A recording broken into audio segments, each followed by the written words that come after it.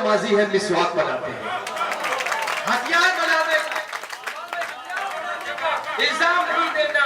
हम लोग नमाजी है मिसवाक बनाते हैं। आइए इस कौमी यकजहती के मुशायरे में इंचार्ज मिसवाक डॉक्टर अनिल बोस्तानी साहब को आपके दरमियान पेश करूंगा। 33 लफ्जों का बहुत खूबसूरत शायर कि सबसे बड़ा वो देशद्रोही, सबसे बड़ा अपराधी है जिसकी कई रेशम की मिले हैं, पहने हुए वो खादी है, और जिसकी कई रेशम की मिले हैं, पहने हुए है वो खादी है, और रिश्वत देना पुण्य यहाँ पर, पाबंदी सच कहने पर, जकड़े हुए हैं जंजीरों में, कैसी ये आजादी है। आइए इस खूबसूरत यौम आजादी के मौके पर हम आज समाप्त करते हैं। मालेगांव से शहर से तशरीफ लाया हुआ गजल का शहजादा डॉक्टर अनिल बोस्तानी आपके दरमियान। दोस्तों पुरजोर तालियों से इस्तकबाल कीजिए ताकि मुशायरे का माहौल और भी खूबसूरत हो जाए।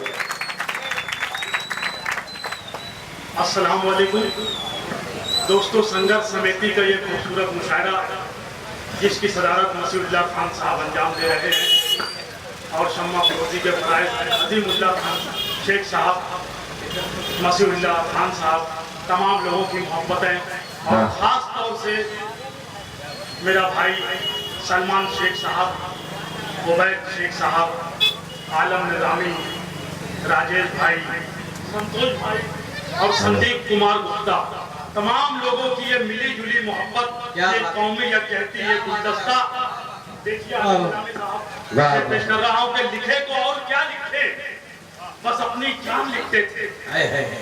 लिखे को और क्या लिखे, बस अपनी जान लिखते थे। हजारों साल से मिट्टी को हिंदुस्तान लिखते थे। लिखे को और क्या लिखे, बस अपनी जान लिखते थे। हजारों साल से मिट्टी को हिंदुस्तान लिखते थे। और दोस्तों इस सरजमीन पर अकबर ने भी हुकूमत की है और शिवाजी महाराज ने भी हुकूमत की। क्या बात है, वहीं से शेर शुरू होता है कि लिखे को और क्या लिखे, बस अपनी जान लिखते थे। हजारों साल से मिट्टी को हिंदुस्तान लिखते थे। शहंशाहों के कदमों में जमाने भर की दौलत थी। शहंशाहों के कदमों में जमाने भर की दौलत थी। कभी टोपी वो सीते थे, कभी कुरान लिखते थे। बहुत अच्छे, कभी टोपी वो सीते थे, कभी कुरान लिखते थे। और फिर शेर शुरू होता है कि बदन पर बोझ लगती है, कभी अच्छी नहीं लगती। बदन पर बोझ लगती है, कभी अच्छी नहीं लगती। किसी के सामने गर्दन झुकी अच्छी नहीं लगती। किसी के सामने गर्दन झुकी अच्छी नहीं लगती।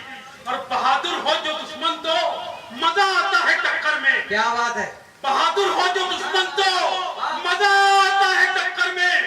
हमें बुज़दिल के हाथों मौत भी अच्छी नहीं लगती। क्या बात है दोस्तों के बहादुर हो जो दुश्मन तो मजा आता है टक्कर में। हमें बुज़दिल के हाथों मौत भी अच्छी नहीं लगती।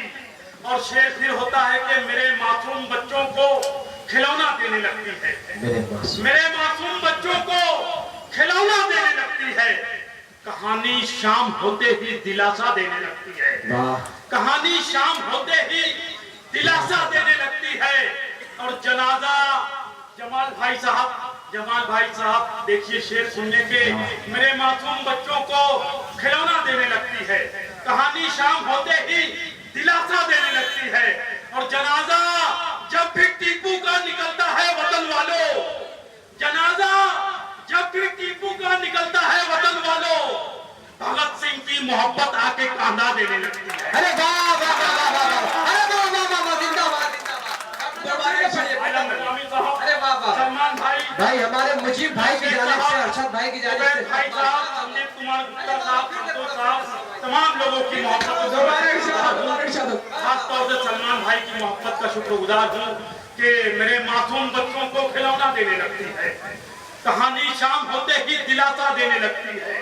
कहानी शाम होते ही दिलासा देने लगती है।